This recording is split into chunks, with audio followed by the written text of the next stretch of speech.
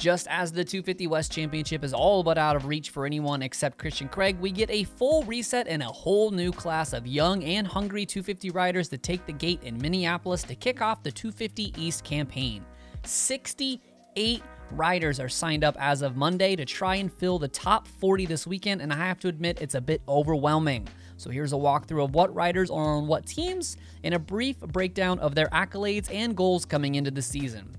Starting with the big guns that will contend for the title, many people see Jett Lawrence as the favorite, and it is easy to see why. He is HRC Honda's only rider on the East Coast, lining up here after a practice crash kept him from contesting the West.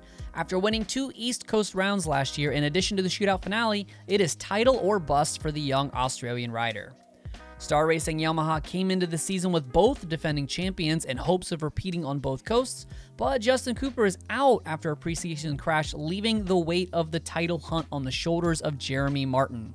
The 2-time outdoor champion has not won a Supercross race in 4 years and has only 7 Supercross gate drops in the 3 years since. He will be joined by Levi Kitchen making his Supercross debut after making 6 outdoor nationals in 2021, registering 3 top 10s with the best of 8th at Unadilla.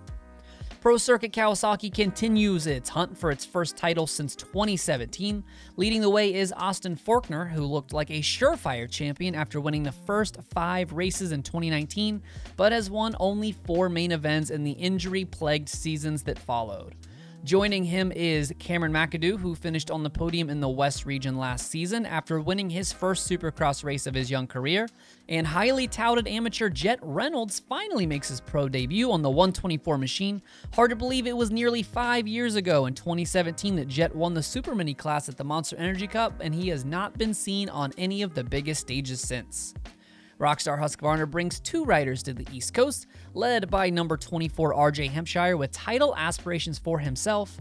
RJ has multiple overall wins outdoor, but is still seeking his first indoor. Hampshire has failed to make more than 4 main events in 4 of the last 5 seasons, so staying healthy should be goal number 1 here. Joining him is the number 50 Styles Robertson, looking to build on his rookie season, where he finished 13th in the points with a 2nd place finish at Daytona. Troy Lee Designs Gas has just a single entrant on the East. Pierce Brown will be mounted on the number 44. After finishing top 10 in his rookie season in 2020, he opened the 2021 season with a podium at Daytona, but was only able to line up for 5 rounds total. No doubt Pierce and the team want him to step up into a regular top 5 guy, entering his 3rd season in the class. And the final full factory rider on the entry list is Red Bull KTM's Max Voland. The son of fan favorite Talon Voland made his pro debut last season, finishing in the top 10 in the first 3 rounds before suffering a season-ending injury in qualifying of the 4th. He showed great promise outdoors with 2 top 5s late in the season and appearing up front of the pack on starts regularly, and he comes in again under the radar for 2022. Josh Faries is technically a privateer, but he will be receiving support directly from Factory Husqvarna. The number 38 ended the 2021 outdoor season with a fill-in ride from Rockstar Husqvarna, and it seems the team will want to keep him close, but just isn't able to commit to bringing him onto the team full-time at this time. Alright, moving on to your support level teams, Club MX will be bringing 3 riders on the East, as well as a dedicated backup rider should the need arise. Filthy Phil Nicoletti returns to the US after racing winters and springs in Canada for the past 3 years. Joining him is number 80 Enzo Lopes, who finished 5th in the points in 2020 but struggled with consistency in 2021. Jace Owen will be aboard the number 81 machine with 3 top 10 finishes in the 3 years since coming over from the Australian Supercross series. And should any of these riders go down, Brandon Shearer, who was the trainer of the team, looks to be the fill-in guy. He rode the 250 outdoor for 5 rounds last year with a best of 13th at Ironman, but hasn't been seen on the Supercross circuit since 2018. The only yellow team on the track is the Prmx Suzuki team, led by number 68 Preston Kilroy, making his Supercross debut. The Wyoming native comes out of nowhere in 2020 to raise eyebrows as a little-known rookie and finished in the top 15 in every single outdoor in 2021. Joining him is former TLD KTM factory rider Derek Drake on his 2nd year with the yellow team.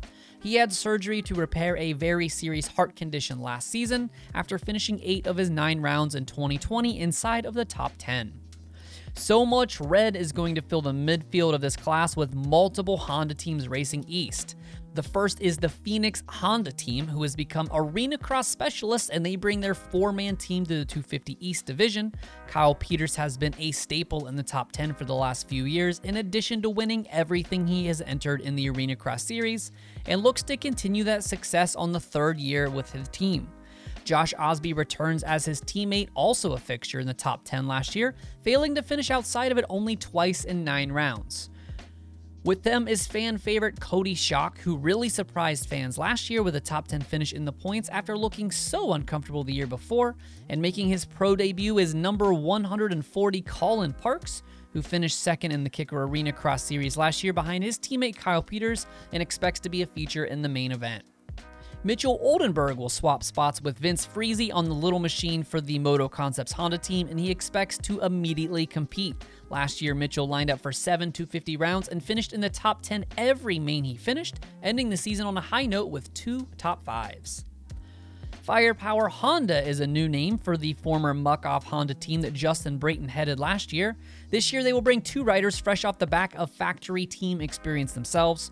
Jordan Smith took the red plate into the finale in 2017, but has failed to start every main event in the 4 years since. And after 2 years on the team, Jarrett Fry was let go by the Star Racing Yamaha squad after just a single top 10 finish in 2021. The SGB Honda team will bring 3 riders to the East Coast, led by national number 63 Jeremy Hand, who had a career best finish of 6th last season, but ultimately ended up 15th in points. Luke Neese qualified for 7 main events last season in his 3rd year in the class, and Jace Kessler makes his Supercross debut after his first full-time season outdoors in 2021. And the final red squad on the 250 East for 2022 is Tai Lube Honda, returning with Grant Harlan, who finished just outside of the top 10 last year on the East Coast, with a career best of 5th at the 2nd round in Indy. And joining him is rookie Hunter Yoder, making his pro debut. Hunter was a member of that Geico Honda amateur program when the team folded, and it's exciting to see him get a spot on the respected Tai Lube Honda team.